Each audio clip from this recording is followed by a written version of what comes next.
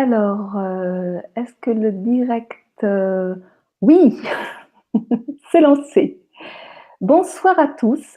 Eh bien, je suis en direct de Palerme, toujours ma dernière semaine avant ma rentrée en France ce dimanche. Palerme où il fait bien gris d'ailleurs. Je ne sais pas si en France la température s'est relevée et le soleil est revenu. Ici, il y a pas mal de grisailles, de pluie, pas toujours très chaud. D'ailleurs, ce soir, j'ai un petit gilet. Donc voilà, eh bien, aujourd'hui, j'ai le plaisir d'accueillir encore une fois Bernard Clavière. Bonsoir Bernard. Bonsoir Marie, bonsoir à tous et à toutes. Donc, on s'est lancé sur une émission que l'on a nommée on l'a nommée Vivre l'instant présent. Alors, c'est pas tant qu'on va vous parler de c'est quoi vivre l'instant présent, c'est parce qu'en fait, on s'est dit, puisqu'on avait envie de se voir et de causer un petit peu ensemble et de partager avec vous, et on s'est dit, bah tiens, on va laisser émerger le sujet qui sera OK pour tous les deux le jour J. On n'a pas eu envie de programmer, hein, vraiment. Alors, c'est ça, vivre l'instant présent, c'est-à-dire qu'on est dans l'action, La spontanéité. voilà, la spontanéité. Et donc, ce qui nous est venu, alors, même si j'ai tout un tas de petites questions à te poser par rapport à ce qui se trame cet été, mais on verra ça après. Ce qui a émergé, c'est que tu avais envie, parce que c'est quelque chose qui titille beaucoup, et justement, moi aussi, donc nous avons envie de parler d'amour. Voilà, parce que toi, bon, bah, tu es, comment dire, je dirais un spécialiste de la nourriture vivante, on va appeler ça comme ça. Modestement, oui, des Ouais. moyens naturels de santé. Je raconte un petit peu comment j'ai fait pour me libérer de tous mes problèmes de santé. Et, Et oui, et donc, tu me disais juste avant de démarrer l'émission, ce sur quoi je suis entièrement d'accord, parce que c'est les propos vraiment que je tiens depuis plusieurs mois déjà, c'est que la première des nourritures, c'est l'amour. Alors comment tu nous amènes ça, Bernard? effectivement, j'évolue, parce que nous évoluons tous, et heureusement. Dans mon discours, je ne remets rien en cause, mais je dose différemment plus j'avance. Je dose différemment ce qui ne sont que des moyens de santé du corps physique et ce qui sont des moyens de santé du corps émotionnel, du corps mental. Je donne de plus en plus d'importance à ces aspects-là, à ces forces de guérison extraordinaires, donc, que sont la gestion saine de nos émotions, la culture d'émotions positives qui favorise la guérison, qui favorise l'évolution. Et donc, la première de ces émotions positives, c'est forcément l'amour. On verra que l'amour, ça se décline de multiples façons. L'amour, c'est le pardon. L'amour, c'est la bienveillance qu'on exprime à l'égard de tous et de tout l'univers, à l'égard de gens qui n'ont pas les mêmes idées que nous, à l'égard de gens qui nous font peur, à l'égard de gens qui nous ont offensés, de gens qui nous ont agressés, de gens qui nous ont fait du mal, qui nous ont nui. Ça va très très loin. L'amour, c'est pas juste oh ouais, on s'aime les uns les autres et puis tout va bien. C'est un travail j'allais dire de toute une vie, non, c'est un travail de multiples incarnations, de milliers de vies avant d'arriver à ne plus être que l'amour, c'est-à-dire à revenir à notre source. Hmm. Voilà. Alors tout à l'heure, tu me disais que finalement, on peut avoir la meilleure alimentation du monde si on n'est pas en paix avec le monde et si on cultive encore des ressentiments, des rancœurs. par rapport à des Quoi que personnes ce ou à des soit. situations, ça peut être, c'est cause de maladie, c'est cause de mauvaise santé. Bien sûr, bien sûr. Le jeûne est important, j'allais dire à un niveau grossier. Le jeûne va bien sûr faire un travail de nettoyage profond de notre véhicule physique. Mais tant que l'on aura de l'animosité, du ressentiment, de la haine envers qui que ce soit ou quoi que ce soit, on ne pourra pas être en bonne santé. Et l'on va s'exposer à des manifestations pathologiques. Donc ça va très très loin parce que nous avons tous dans notre vie des gens que l'on aime plus que d'autres et des gens que l'on aime moins que d'autres et des gens que l'on aime vraiment pas et peut-être parfois malheureusement des gens que l'on ne peut pas voir en peinture et sur lesquels on se laisse aller effectivement à parler, à dire du mal, à critiquer. Bon, ça, on en est tous là, hein, et ce serait une illusion que de se dire, oh là là, je suis amour, tu parles. Je n'y crois pas une seconde. Autant je crois à la méthode Coué, bien utilisée, la puissance de la pensée positive est quelque chose d'extraordinaire, mais c'est une pratique qui demande à être pratiquée correctement et scientifiquement. Mais moi, je vois beaucoup de gens dans le nouvel âge, là, qui transmettent sur Facebook de façon compulsive des images belles de fées, de lutins, de cœurs, de roses, de fleurs, machin. Là, ça va. Franchement, ça fait pas de mal, hein, mais ça va pas loin, ça ne suffit pas.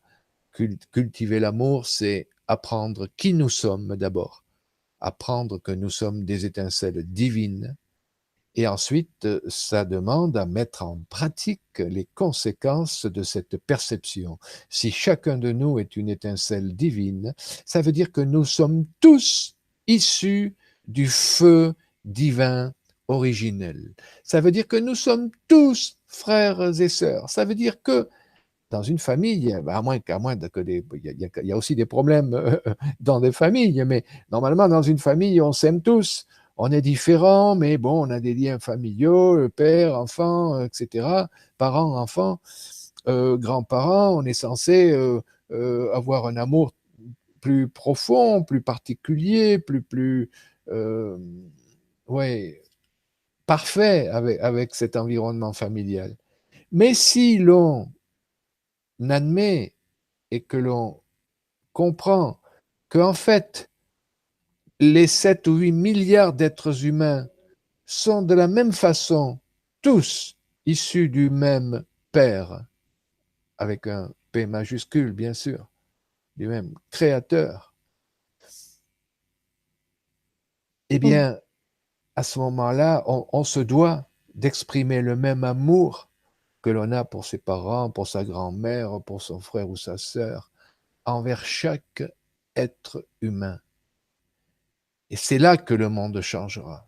C'est véritablement là que le monde sera devenu un jardin d'Éden, le paradis perdu, on redécouvrira le paradis qu'on a perdu il y a longtemps, qui sera redevenu un monde en paix, où tous collaboreront, coopéreront pour le bien commun, pour l'intérêt collectif. Voilà, que pas seulement pour la France ou pour l'Europe. Quand on me dit t'es européen, ben, je dis oui, je suis européen parce que je suis né en France, donc forcément la France est en Europe.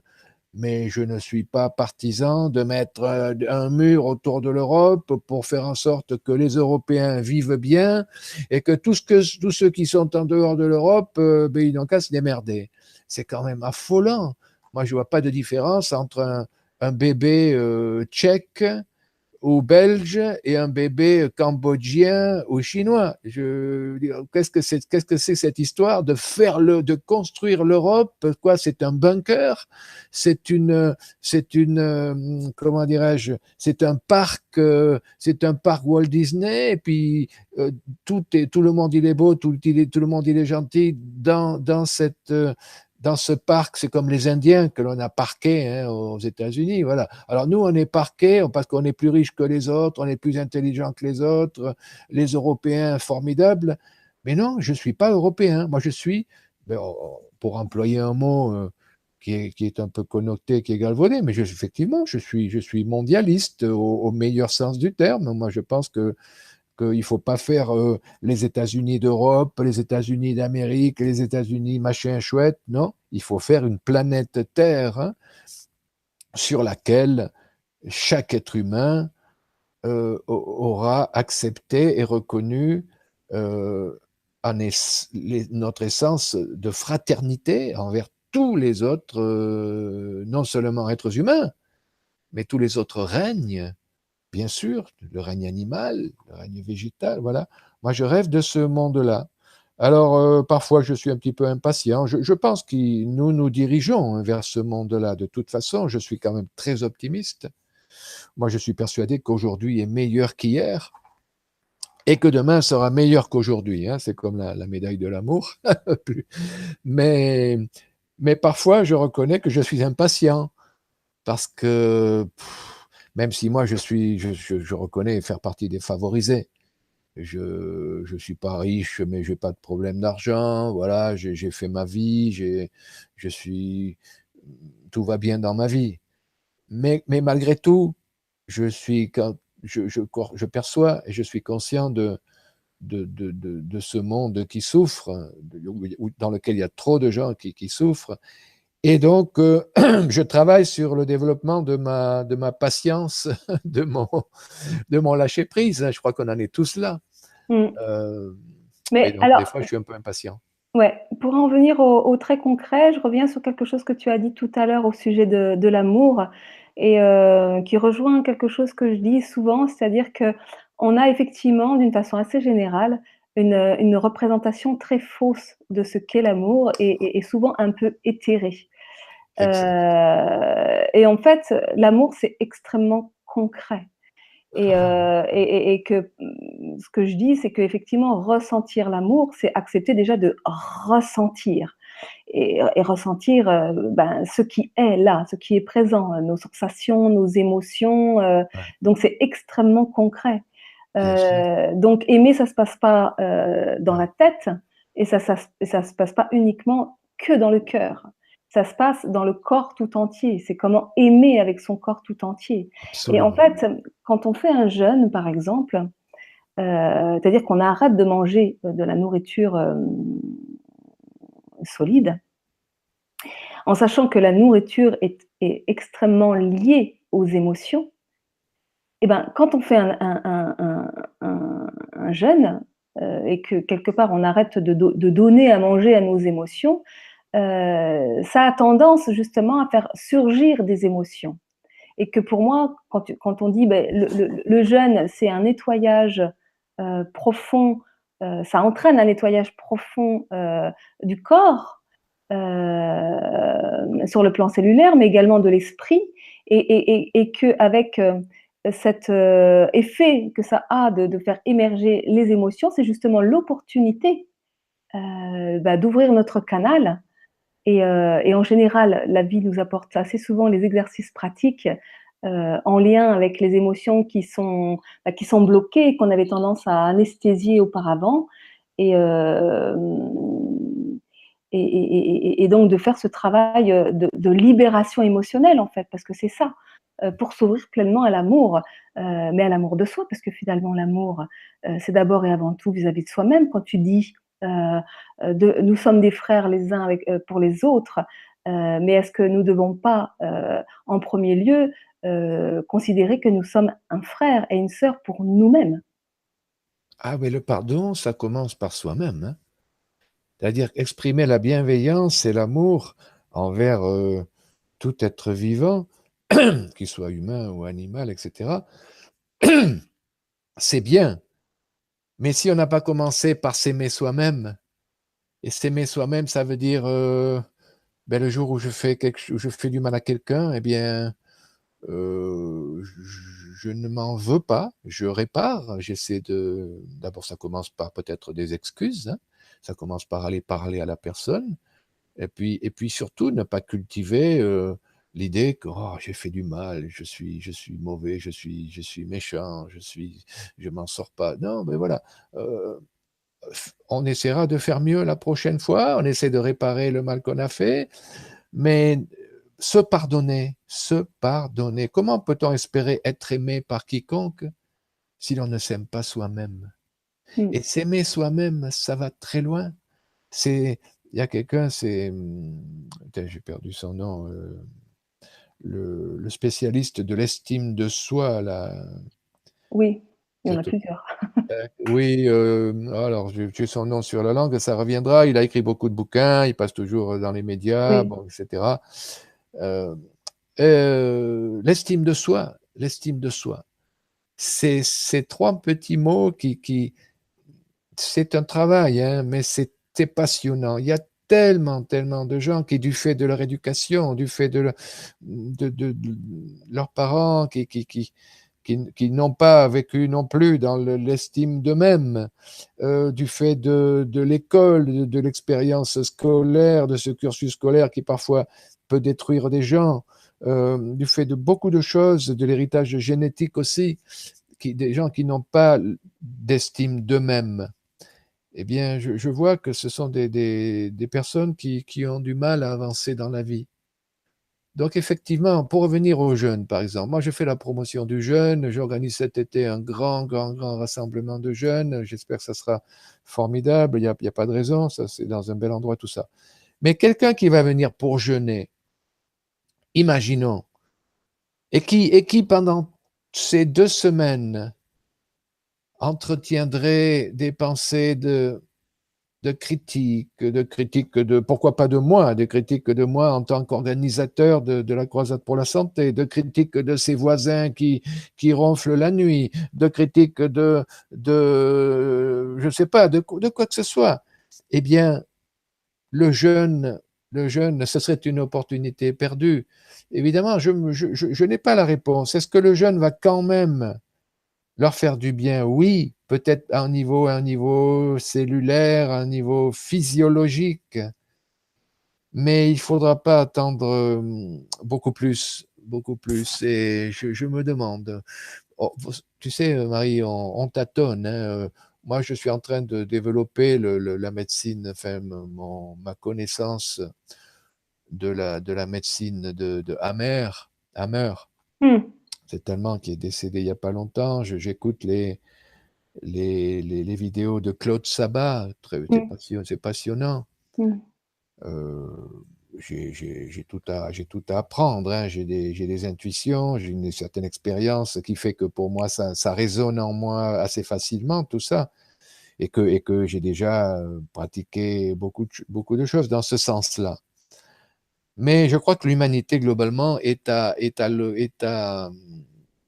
train de se découvrir, de découvrir cette dimension profonde de notre être qui est d'ordre spirituel, disons-le, du non palpable, du transcendant, de ce qui est au-delà de nos perceptions sensorielles et sensuelles. Et je crois que dans les années plus ça ira, plus effectivement on prendra conscience de ces dimensions subtiles de l'être humain et au-delà de l'être humain, des dimensions subtiles de la réalité physique. Ouais, j'en ai parlé dans une autre entrevue avec toi. Effectivement, aujourd'hui, la médecine quantique commence, enfin, je veux dire, la physique quantique commence à mettre le doigt sur sur les niveaux subtils de la réalité. Mm. Elle parle de, d'énergie sombre, de matière sombre, dark matter.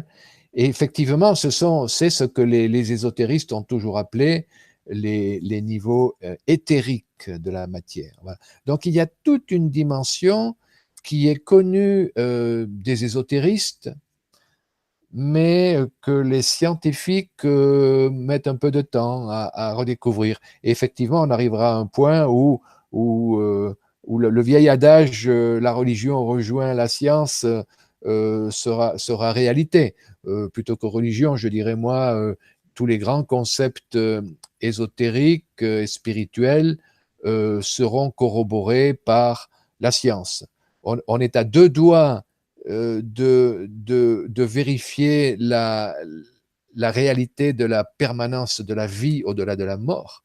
C'est-à-dire que la science a fait de grands pas dans ce sens-là, et je crois que la science est sur la bonne voie, même si ça avance tranquillement, mais enfin quand même, à l'échelle des millions d'années de l'évolution humaine, je crois que ces derniers temps, et je crois que ça va s'accélérer en plus, on fait de grands pas vers la redécouverte de concepts fondamentaux qui vont nous permettre de vivre mieux, de vivre en meilleure santé, de faire sauter les frontières des pays du monde, de nourrir chaque être humain correctement, de donner un toit digne à chaque être humain, d'envoyer chaque enfant de la terre à l'école correctement habillé, correctement. Voilà le monde, un monde de justice, un monde de partage, de coopération auquel j'aspire.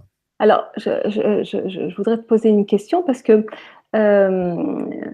si on en revient un petit peu à ce qu'on dit par rapport au jeûne, le jeûne, la pratique du jeûne est une opportunité de faire un nettoyage profond et d'apprendre à s'aimer et donc de changer quelque chose à sa vie. C'est-à-dire qu'on peut utiliser la pratique du jeûne, je dirais d'une façon allopathique, c'est-à-dire qu'on a une façon de vivre, de fonctionner, de se nourrir sur tous les plans, c'est-à-dire sur le plan du corps, du cœur et de l'esprit, et puis qui est un petit peu, je dirais, déséquilibré. Et puis de temps en temps, on fait un bon jeûne histoire de se nettoyer. Et puis quand on sort du jeûne, on recommence comme si rien s'était passé. Donc là, l'intérêt du jeûne, il va nous maintenir dans une forme de survie, mais sans vraiment rien changer. Alors que le jeûne, c'est vraiment une opportunité de changer quelque chose à sa vie et d'apprendre à aimer, d'apprendre à s'aimer, à se rencontrer véritablement. Tu as tout à fait raison, Marie, mais seulement, est-ce que chaque personne qui se lance dans un jeûne est consciente de cette opportunité?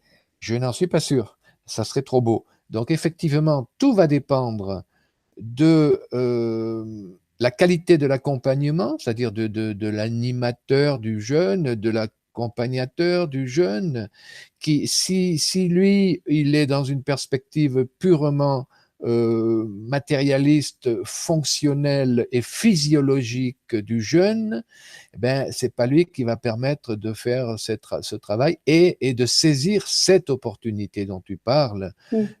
d'accéder à des niveaux profonds de notre personnalité, de notre vie émotionnelle et mentale et spirituelle.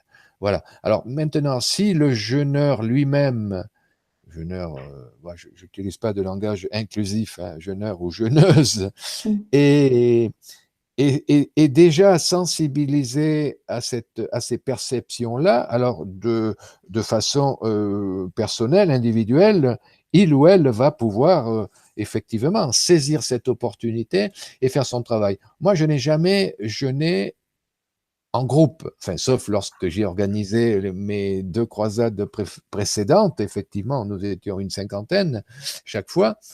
Mais sinon, ça faisait beaucoup plus longtemps que je jeûnais. Je ne suis jamais. D'ailleurs, à l'époque, que les cures de jeûne n'existaient pas en termes de lieux où l'on va. Il n'y avait pas de stage de jeûne. Aujourd'hui, il y en a presque 200 en France. Je les ai répertoriés sur mon site Croisade pour la santé où je nais.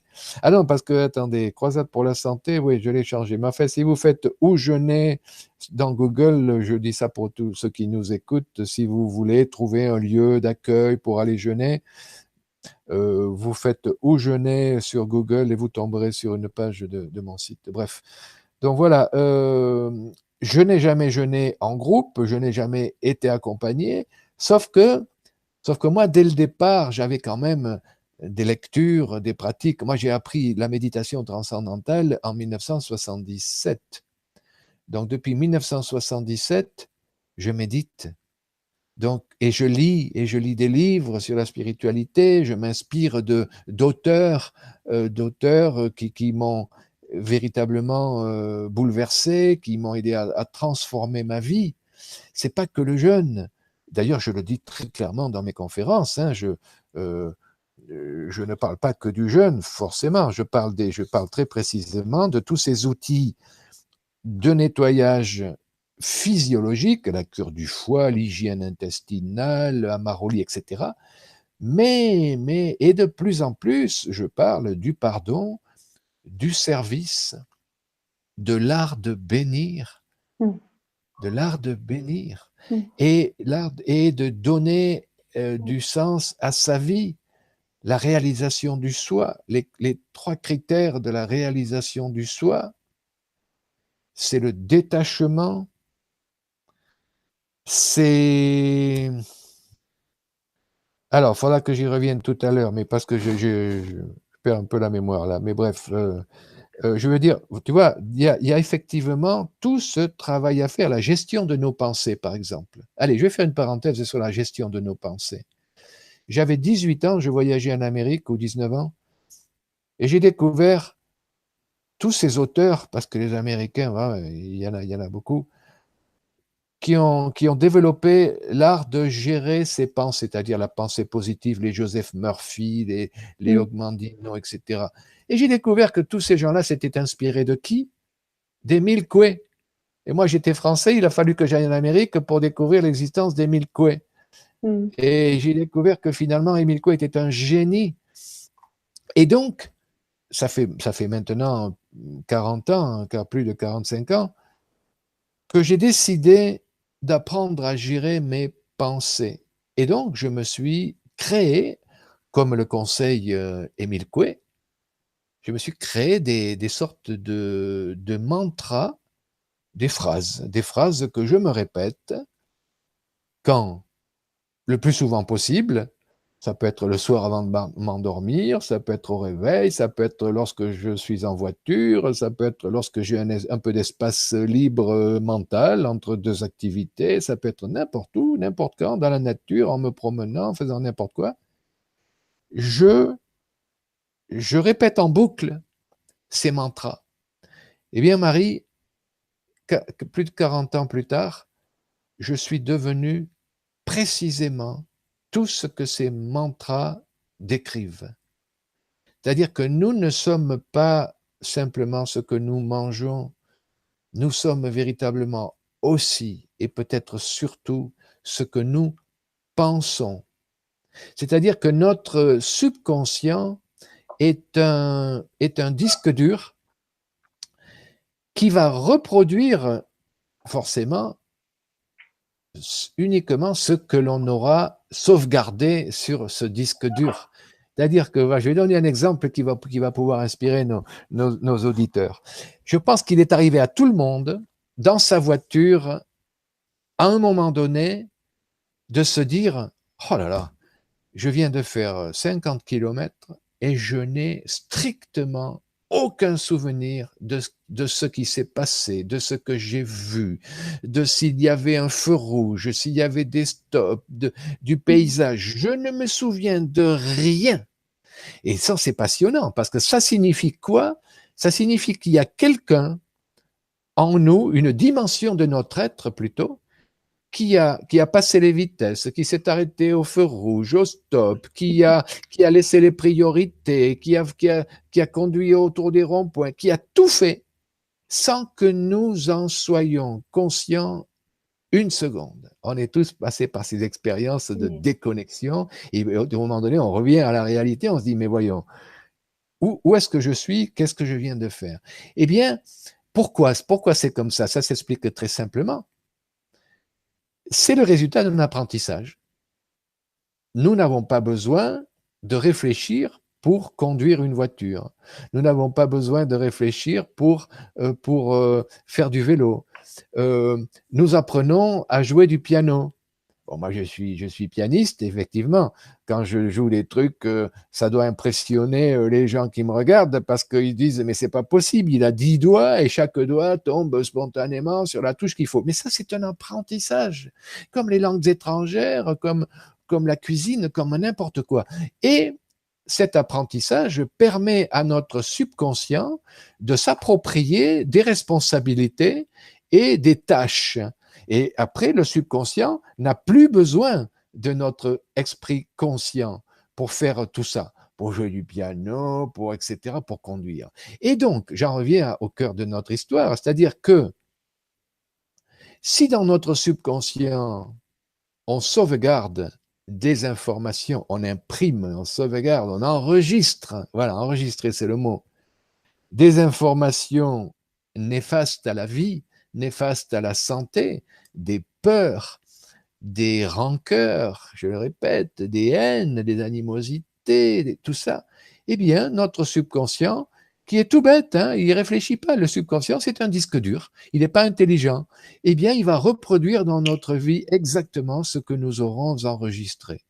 Et à l'opposé, si on cultive par la méthode Coué, ou d'autres méthodes semblables, hein, toutes ces pratiques de, de culture de la pensée créatrice, de la pensée positive, si on enregistre dans notre subconscient des pensées d'amour, de fraternité, d'abondance, de richesse, eh bien, le subconscient va reproduire ça dans notre vie quotidienne et nous allons vivre dans l'amour, dans l'abondance, dans le pardon, dans la santé, etc., etc.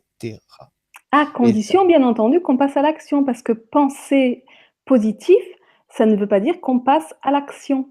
oui, mais ça sera spontané parce que tu seras amour, tu seras dans l'abondance, c'est-à-dire que tu auras suffisamment d'argent. Évidemment, ta responsabilité après, c'est d'utiliser cet amour et cet argent dans tes gestes, dans ta vie quotidienne. Mais ça, après, c'est facile parce que quand tu es, évidemment, j'allais dire quand tu es riche, tu peux dépenser, oui, mais quand tu es riche sans amour, ça va pas. Mais comme non, moi j'ai plusieurs phrases, hein.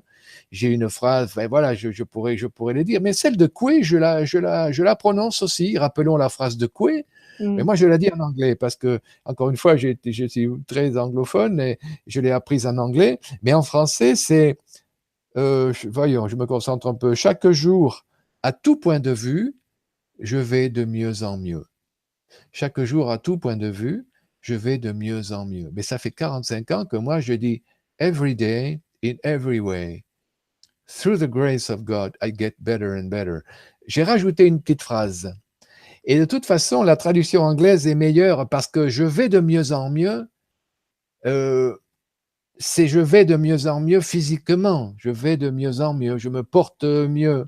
Alors qu'en anglais, I get better. Là, je fais une petite parenthèse pour les anglophones un petit peu ou les gens qui. I get better and better, ça ne veut pas dire simplement je vais de mieux en mieux. Ça veut dire je deviens meilleur, chaque jour meilleur. I get better and better. Donc, ce n'est pas simplement mon corps physique, c'est moi, je deviens meilleur. Je deviens, je ne peux pas traduire, je deviens meilleur et meilleur, meilleur de mieux en mieux. Donc, enfin, voilà, bref, c'est un travail de toute une vie, mais c'est extrêmement puissant, puissant, puissant. Ça Alors, contribue à... ma petite phrase du matin, la Oui, première qui vient le matin quand j'ouvre les yeux, elle oui. est automatique et je dis bonjour à la vie et je dis merci et je dis un nouveau jour pour aimer, un nouveau Bravo, jour pour apprendre à aimer. C'est la première phrase qui me vient. bravo. Alors moi, évidemment, j'ai une autre dimension parce que j'ai une relation personnelle avec Dieu. Et donc, moi, je lui parle constamment. Et c'est lui que je remercie. Bon, on n'est pas obligé de croire en Dieu, mais bon, je trouve que, que c'est dommage de ne pas mettre des mots sur ce qu'est finalement notre logos, hein, cet être qui s'exprime à travers notre planète Terre. Bref, euh, Alors moi, je vais donner un outil à nos auditeurs, parce que je suis toujours dans la pédagogie. Moi, j'aime bien prendre les gens par la main et puis les accompagner, leur faire découvrir des choses qui, moi, m'ont transformé, etc. Moi, je trouve que au-delà des mots qui sont importants, on vient de le voir, il y a des tests. Parce qu'on peut se demander, oui, est-ce que véritablement je suis dans l'amour? Eh bien, il y a des tests très simples. Est-ce que nous sommes capables mentalement d'embrasser, véritablement, physiquement, mais on le fait mentalement, mais on se visualise embrassant les gens qui nous ont fait du mal, les gens euh, qui ont violé, pourquoi pas, notre enfant, et qui l'ont martyrisé, qui l'ont tué, des parents qui vivent ce calvaire. Tu te souviens, Marie, de cet homme qui a écrit un livre récemment? Il a perdu sa femme au Bataclan. Sa femme a été tuée par les terroristes du Bataclan. Lui, je ne sais pas s'il y était, mais en tout cas, il a survécu. Et il a publié un livre. Tu sais comment il s'appelle, son livre? Il, Non. il s'appelle Vous n'aurez pas ma haine. Quand je dis ça, j'ai envie de pleurer, là. Tu vois? Mhm. Parce que qu'est-ce que c'est beau. Cet homme, on lui a pris l'être auquel il tenait le plus au monde. On lui a pris l'amour de sa vie, sa femme, sa compagne. Eh bien, il n'a pas de haine. Et il a même écrit un livre intitulé Vous n'aurez pas ma haine. Mhm. Ce gars-là, c'est un saint. Pour moi, c'est un être d'exception. C'est un être de lumière. J'aimerais beaucoup connaître cet homme. Des gens comme ça ne peuvent qu'éclairer le chemin de milliers d'autres. Je suis tellement heureux qu'il ait écrit un livre. Je ne l'ai pas lu, mais j'espère que ce livre sera lu par beaucoup, beaucoup de gens. Voilà, ça, ce sont des tests. Évidemment, c'est facile d'aimer ou de pardonner à quelqu'un qui nous a menti ou qui nous a... Bref, mais quand on voit à quel point le seul fait d'être quitté par un compagnon ou par une compagne génère des monceaux de haine, de rancœur, et que l'on cultive ça, et que l'on se baigne dans cette fange émotionnelle et mentale, et qu'on voit ça tous les jours à la télé, dans des magazines, on interviewe des gens qui... Mais heureusement, on interviewe aussi des gens qui sont dans l'amour de plus en plus, c'est vrai. Mais je Mais me en fait, dis, Bernard, tu crois pas que quand même ce qui est essentiel, parce que pour arriver à ce pardon, tu sais, moi j'ai fait tout un chemin dans ma ouais, vie et puisque tu en parles, moi j'ai embrassé, l'homme qui m'a violée dans l'enfance et je l'ai serré très fort dans mes bras parce que j'ai compris, parce que ça a été tout un chemin de mise en sens. J'ai compris le sens de tout ça. C'est-à-dire que, j'ai réussi à faire je dirais presque un saut quantique où à un moment donné, tu regardes la situation sur un autre plan, d'une façon plus générale et à quel point toute chose est juste et que le pardon, c'est quelque chose qui se reçoit. C'est pas quelque chose qui se donne et que il faut faire moi, je pense qu'il faut être très vigilant parce qu'à vouloir pardonner, à vouloir aimer, on en oublie, c'est souvent on en oublie de s'aimer soi-même et ça peut être au sacrifice de soi. Le pardon, c'est pas quelque chose de mental et bien c'est sûr. vraiment quelque chose de très profond à l'intérieur de soi et c'est quelque chose qui se reçoit. Pour moi, ça a été je ne voulais pas pardonner. Je ne voulais pas pardonner et parce que pour moi, le pardon, c'était la soumission, c'était l'obéissance, c'était: «Oublie, tu nous fais chier avec tes histoires», tu vois? Et je ne pouvais pas oublier parce que tout mon corps secrétait et que j'en crevais donc j'ai été à la rencontre de toute cette histoire, de mes blessures, de mes souffrances, j'ai tout pris à bras le court et j'ai à bras le corps et j'ai pensé tout ça. Pensé avec un A, pensé avec un E, parce que moi aussi j'ai écrit des livres et en fait, la cerise sur le gâteau, c'est que le pardon m'a été donné. C'est ce que j'appelle la guérison spirituelle, où à un moment donné, j'ai vécu un éveil, une ouverture du cœur, qui m'a permis ce chemin d'amour et qu'aujourd'hui, je suis en capacité comment dire? D'être en relation avec des personnes qui m'ont fait souffrir enfant. Et, et aujourd'hui, que j'aime profondément, parce que j'ai une autre vision de la réalité de la vie. J'irai une vision beaucoup plus unifiée. Mais c'est passé par tout ce chemin de mise en sens et de rencontre avec soi-même, avec moi-même, avec la vérité et la vérité de qui je suis profondément. Donc ça, c'est très important. J'avais vraiment envie de dire ça sur le pardon parce que ça ne peut pas être une démarche mentale. Ah, mais c'est clair. C'est très beau ce que tu dis, Marie, bien sûr. Le pardon, c'est une lumière qui t'entoure, c'est une révélation, bien sûr. On pourrait dire, oui, je te demande pardon, mais ne pas en penser une miette, bien sûr. Non, le pardon, ce n'est pas ni oral, ni mental, c'est une conscience, c'est un état de conscience. Tout à fait. Et c'est merveilleux ce que tu dis, bien sûr. C'est véritablement un état d'amour intérieur et de plénitude. C'est vraiment considérer l'autre comme étant une part de soi. C'est Ouais, c'est finalement, je dirais, c'est pour ça que je dis qu'il n'y a pas de problème. J'ai fait une émission qui s'appelait comme ça, pas de problème, et que tout est expression d'amour. On m'a dit donc c'est en train de faire de l'orage. J'espère que ça va pas couper la connexion.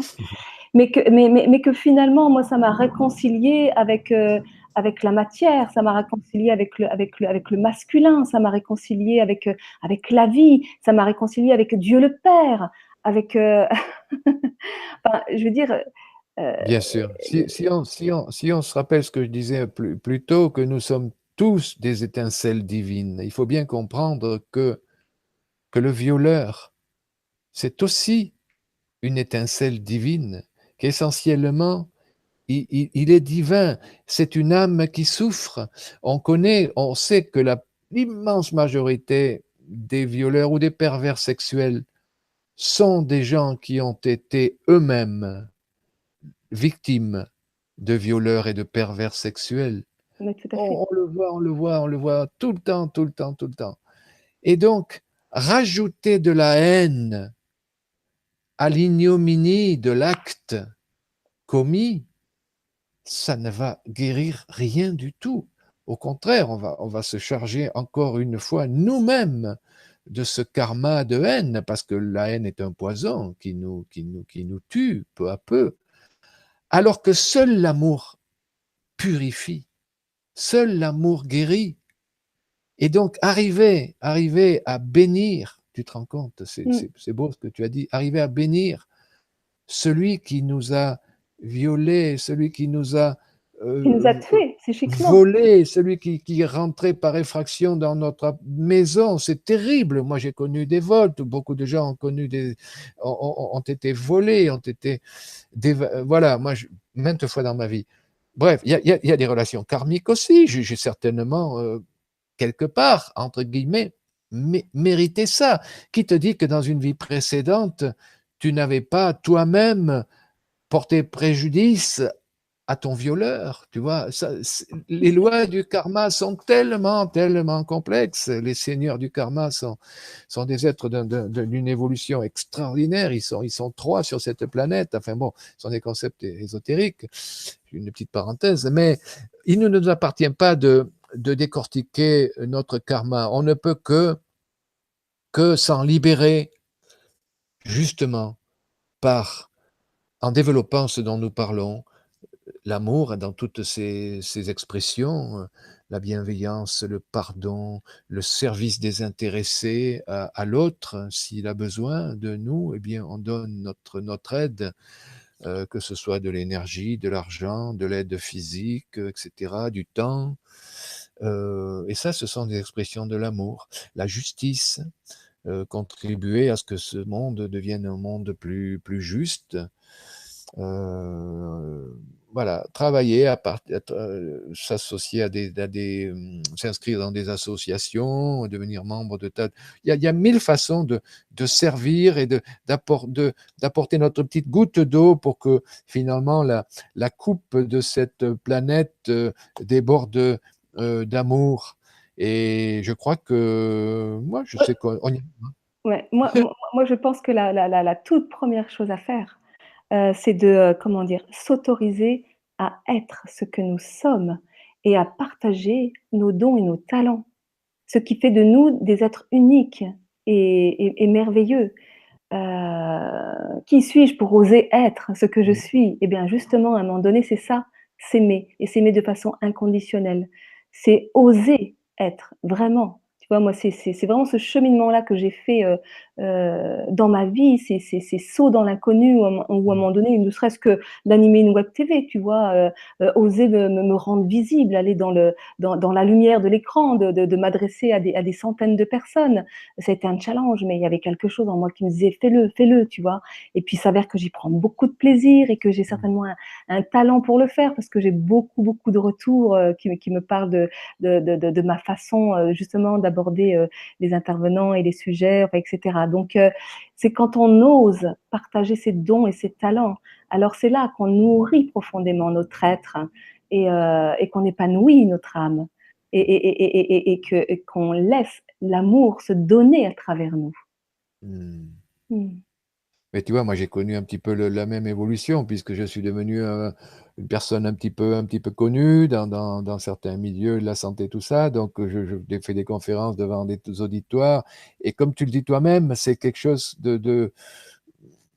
qui nous a poussés. Il y a beaucoup de gens, enfin, voilà, qui ressentent ça. Il faut aller au bout de notre, effectivement, affirmer ce que nous sommes dans notre imperfection avec nos faiblesses, nos défaillances, nos carences. C'est pas parce qu'on parle à la télé, à la radio, sur Internet ou en conférence que nous sommes des gourous, qu'on a tout compris. Mais non, non, non, non, Non, non. alors ça c'est pas vrai, On oui, voilà. partage et puis on avance soi-même. Tu sais, j'ai une phrase que j'aime bien, je crois qu'elle est de moi, c'est que on n'enseigne jamais si bien que dont on a soi-même le plus besoin. Besoin, exactement. Alors ça, c'est une phrase que j'aime beaucoup aussi, Tu vois? effectivement, ouais, ouais. Et ce que je voulais dire, c'est que, les situations difficiles, qu'on rencontre à l'extérieur sont souvent l'expression de parties de soi dont nous sommes coupés, que l'on juge inaccessibles et tant qu'on s'est pas relié à ces parties de soi-même, Mm. tant qu'on les a pas accueillies en nous, alors elles se présentent à l'extérieur, systématiquement. Donc c'est pour ça que quand tu dis: «Mais finalement, aimer ce qui est, et ben c'est vraiment tout ce processus, cette alchimie intérieure qui se met en œuvre en fait, Ouais, hein. ouais, ouais, ouais. Voilà. Et alors du coup là, l'heure passe quand même. On a pas, tu as Il y a des questions peut-être? bah oui, oui, justement, c'est pour ça. Il y a une question. Enfin, il y a eu des réactions, mais il y a notamment Julie qui avait une question concernant les cures de jus. Quel est votre avis sur les cures de jus et l'allaitement? Je ressens un gros besoin d'allègement, ne pouvant jeûner, allaitant mon bébé. Merci à vous. Alors, allaitant, si tu allaites ton bébé, alors, les cures de jus sont très, très à la mode. Elles sont bien sûr très bénéfiques, mais en tant que cure. C'est-à-dire que je ne suis pas partisan de ne se nourrir que de jus. On rentre dans un processus très détoxifiant. C'est une cure très efficace. On peut rester sur des jus frais, surtout végétaux, hein. Moi, les cures de jus de fruits, j'y crois pas du tout. Mais sur une période limitée. Le problème majeur de l'alimentation moderne, c'est que justement, il n'y a pas de fibres. Parce que l'on mange trop cuit, parce que l'on mange tout mou, et si on prend des jus, il n'y a pas de fibres non plus. Donc, dans une période, pour une période limitée, ça peut être très bien, c'est très facile à digérer, c'est très nutritif. Pour ceux C'est qui très ne peuvent pas, minéralisant, ça apporte très, énormément très de minéraux. minéralisant, ça remplacera pas un jeûne, bon, mais pour ceux qui sont pas dans une période où ils peuvent jeûner, bon, on peut toujours se faire un litre de jus le matin. Et je vais pas décrocher, pardon. Et voilà. Qu'est-ce que je disais? Et tout au long de la journée, on s'emporte une bouteille avec le jus et on va passer sa journée à siroter son petit jus. Tout ça, c'est très facile pour ceux qui ne peuvent pas s'isoler et rentrer dans un jeûne. Mais moi, je ne prends jamais de jus. Et je vais faire la parenthèse des jus de fruits.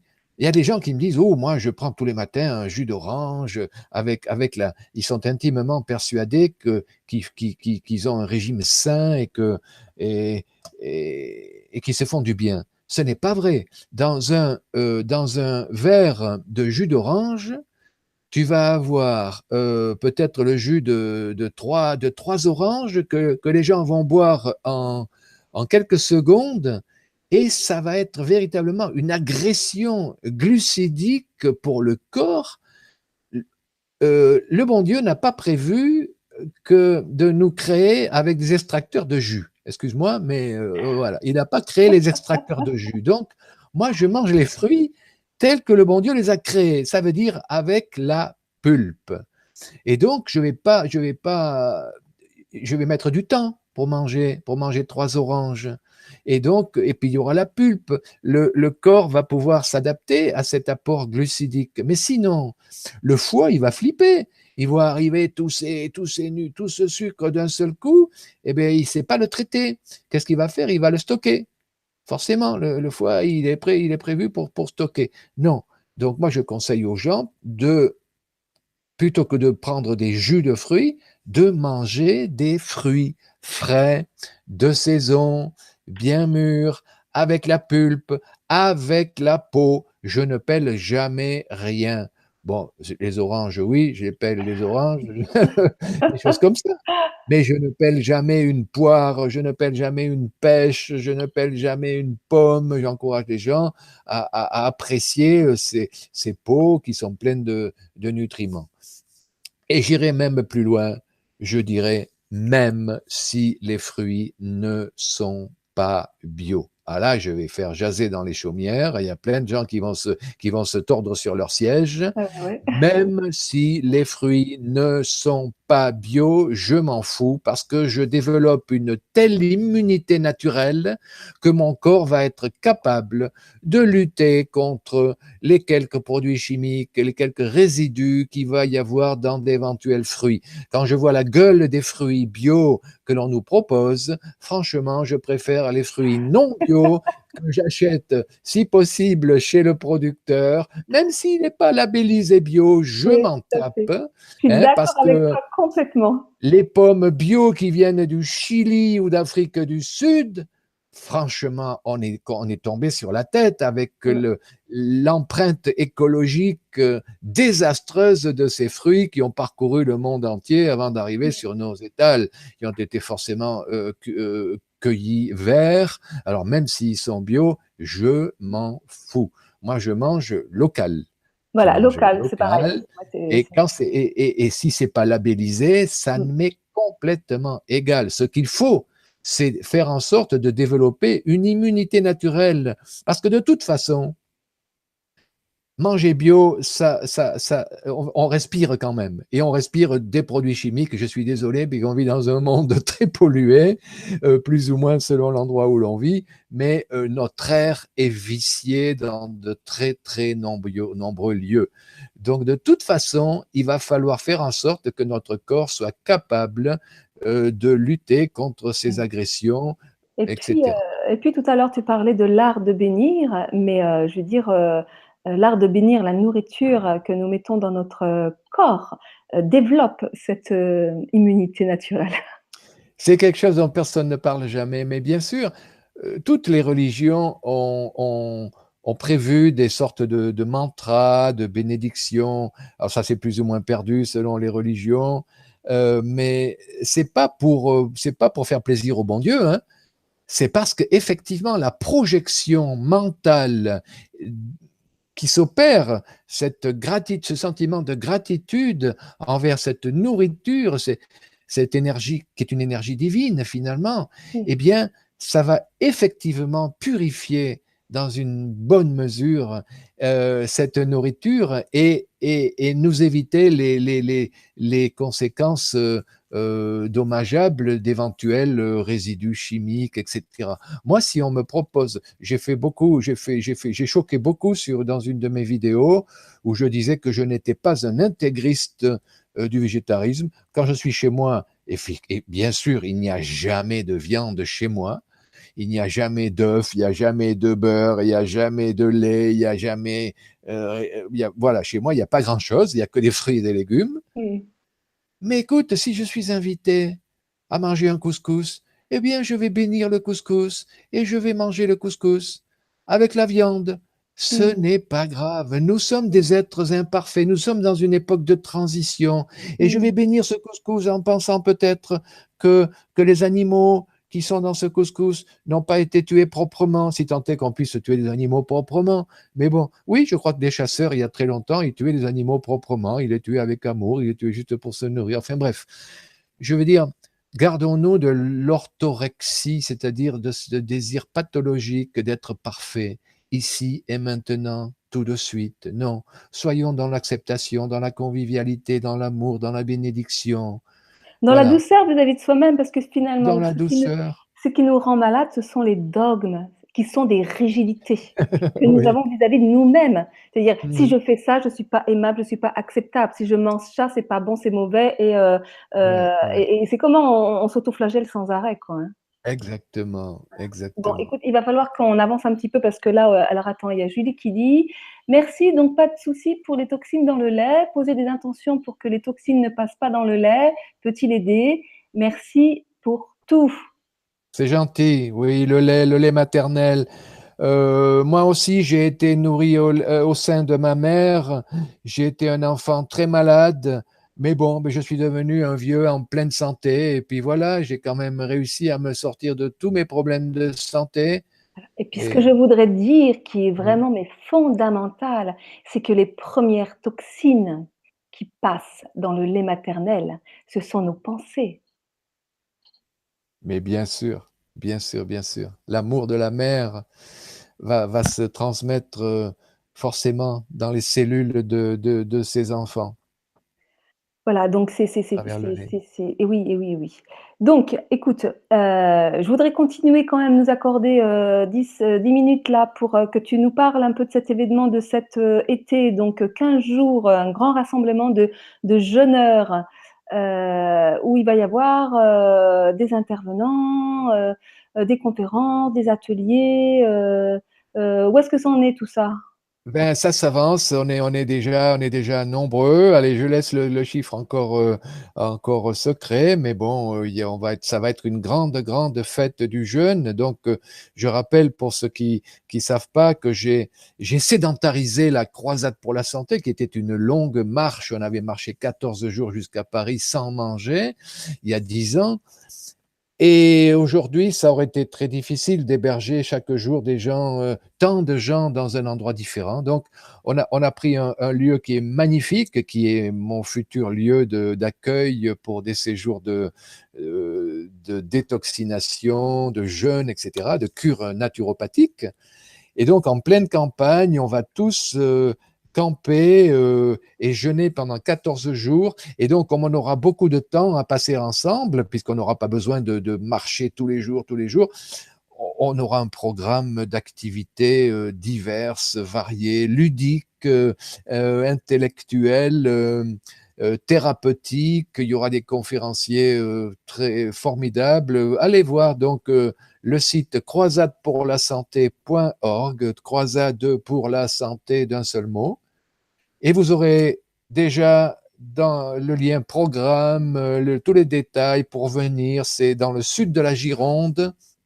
Et c'est du 14 juillet au 28 Au juillet. 28 juillet, voilà, on préfère des gens qui viennent les 2 semaines, mais on accepte aussi ceux qui, pour diverses raisons, ne pourraient venir qu'une semaine. Voilà. Voilà. Et donc Bon. moi, j'y serai. Je viendrai faire, une Oui. conférence, proposer des ateliers, Oui, il y aura Alain Scoï, il y aura le docteur Didier Tarte, il y aura tu le docteur chaleur? Tal Chaler, mon ami de toujours, de 40 ans, avec Johan. Ils vont venir passer 4 jours. Il y aura beaucoup de conférenciers sur des sujets très intéressants. on va jouer, on va chanter, on va faire de la musique, on va être bien ensemble en jeûnant pour témoigner, parce que le but, c'est pas juste de faire un séjour de jeûne. Non, non, non. La croisade pour la santé a été créée pour pour sensibiliser le public le plus large aux merveilleux bienfaits du jeûne et plus généralement des moyens naturels de santé. Donc on parlera aussi de pardon. Il y a la présidente de l'association Pardon International qui viendra faire une intervention dont je suis sûr qu'elle sera très intéressante. Il y a une association qui a été créée par Olivier Clerc, mon ami de tant d'années, et qui travaille lui aussi sur sur ce créneau-là, qui a créé l'association Pardon International.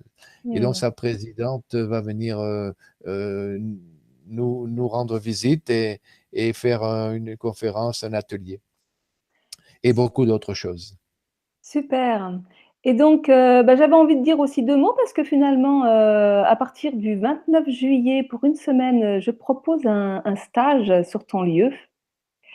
Un stage qui s'appelle S'ouvrir à la prospérité et dans lequel on va aborder bah, plein de choses et notamment bah, comment fonctionne cette loi d'amour, comment vivre l'instant présent, comment libérer son intuition, comment alors c'est aussi une comment dire un moment où on va sortir du jeûne pour aller dans une nourriture frugivore. Donc on va mettre toujours pareil le corps au repos et dans un état qui permette cette libération émotionnelle. Enfin bref, comment s'ouvrir à la prospérité de la vie et du vivant, quoi. Et en fait, tu te lances dans cette aventure avec moi, puisque on va vraiment être en cohérence sur le fond et sur la forme, parce qu'on a complètement lâché sur, je dirais, sur euh, le Les- cadre Sur les prétentions matérielles. Oui. matériel, puisque en fait, on laisse le stage en libre participation, aussi bien l'hébergement que l'animation. Alors, on vous donne le coût. Donc, toutes les explications sur mon site, hein, lecoeurconscient.fr. Vous pouvez cliquer sur ce stage qui va donc se dérouler fin juillet, début août, sur 6 jours. Et chacun sera libre de donner voilà, en conscience. C'est une expérience que je voulais faire depuis longtemps, être dans la conscience et dans la confiance de l'autre. Effectivement, c'est un lieu qui coûte de l'argent. D'abord, il a coûté de l'argent pour l'acquérir. C'est une très belle grande ferme à la campagne, vous verrez. Et d'ailleurs, il peut y avoir des gens qui vont participer à la croisade pour la santé, puis qui resteront pour prolonger avec toi. Donc, ils seront en pleine reprise alimentaire, mais ça sera bien. Voilà, si vous avez assez de vacances pour prolonger. Et donc, on s'est dit, pourquoi ne pas faire l'expérience véritablement du partage et de la transparence, puisque on a toujours des gens qui, bon, ceci dit, à plus ou moins, ils, ils ont, comment dirais-je, c'est pas toujours fondé ce qu'ils avancent. Il y a toujours des gens qui critiquent le prix des stages, hein. Et Oui, on s'est dit, voilà, on va faire au chapeau. Et puis, on verra ce que ça donne. voilà. En sachant que la seule chose qui ne sera pas au chapeau, ça sera la participation au niveau de la nourriture qui sera partagée à prix coûtant. Il me semble que c'est normal. Voilà, Pour on fera chacun, le petit pot, oui, oui, oui, voilà. oui, oui. Et pour le reste, voilà. Eh bien, écoute, Donc, tu n'as pas donné l'endroit où aller pour les détails sur ton stage. alors C'est- sur le, si si, je viens Ah de le bon, dire. Donc c'est sur mon site lecoeurconscient.fr dans au la cœur rubrique conscient, oui. actualité. Vous pouvez y trouver tout ce que je propose. Et d'ailleurs, prochainement, il va y avoir des ateliers en ligne, et notamment un atelier que je propose vendredi soir à 20h, où je propose de répondre à vos questions, sur un thème de comment vivre en amour avec la vie, en fait, hein, parce que moi, c'est mon thème récurrent, hein, comment permettre à l'amour de se donner à travers nous, c'est ce qui m'anime moi dans ma Ouais, vie, c'est ce que je mets en mouvement dans ma vie et c'est ce que je transmets certainement parce que, comme tu disais si bien tout à l'heure, c'est ce que j'ai le plus besoin d'apprendre. Euh, Donc voilà, donc un atelier vendredi soir. Et puis il va y avoir un atelier aussi avec Alain Scoï qui répondra à vos questions concernant la cause profonde de vos symptômes, de vos pathologies, voilà. Et donc c'est toujours des histoires d'amour, hein, voilà. Et puis il y a aussi un atelier avec Nelly Grosjean qui viendra répondre à toutes les questions autour de la détox, le nettoyage, les purges, les huiles essentielles, les cures de jus, enfin, etc. Donc voilà, donc ça c'est des ateliers très concrets. Et puis bon, il y a tous les stages que je propose pendant l'été, hein. Il y en a 3, début juillet, au milieu des voilà, juillet-août et fin août. Donc voilà, en sachant qu'à Mais chaque je vais en fois, profiter pour passer une petite annonce. C'est ouais. effectivement, je suis très heureux que tu sois la première animatrice de stage à utiliser mon lieu.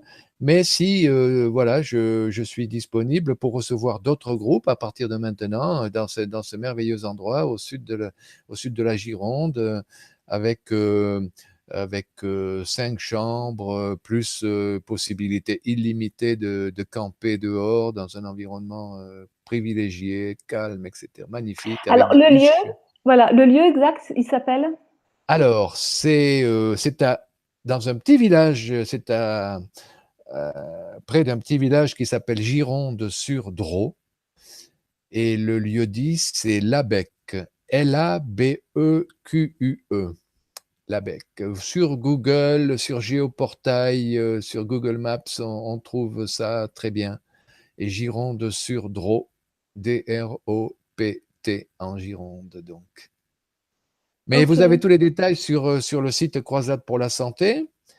Puis voilà, c'est un site qu'on a acquis il y a pas très longtemps, il y a quelques mois, et il faut nettoyer. Il y avait beaucoup de ronces, il y a un petit étang, il y a un vieux lavoir, il y a un vieux pigeonnier. Enfin, je vois tous les jours des faisans, des biches, des hiboux, des lapins sauvages partout qui courent. Enfin, c'est vraiment idyllique. Voilà, super. Donc, ben, la nourriture frugivore, ça sera aussi aller manger les fruits sur l'arbre, hein, puisque tu disais qu'il y avait des vergers, tout ça Il y a des fruits autour. partout, partout, partout, partout, ouais. Ok, c'est super. Bon, ben écoute, voilà, on va s'arrêter là. Tu as un petit mot de la fin? Bon, je te remercie, Marie, pour tout ce que tu fais. Merci aux auditeurs et auditrices. Et puis voilà, vous êtes les bienvenus pour aller sur mon blog également ou pour regarder ma chaîne YouTube où je publie pas mal de vidéos régulièrement. Et merci pour votre attention. Ok, je te laisserai aller regarder le chat. Quand tu vas sur YouTube, il y a plein de petits mots qui ont été adressés. Super, Voilà. c'est gentil. Ok, au revoir Bernard. À très Merci. bientôt. À très bientôt. Bonsoir à Ciao, tous ciao. Bonsoir. et à très bientôt.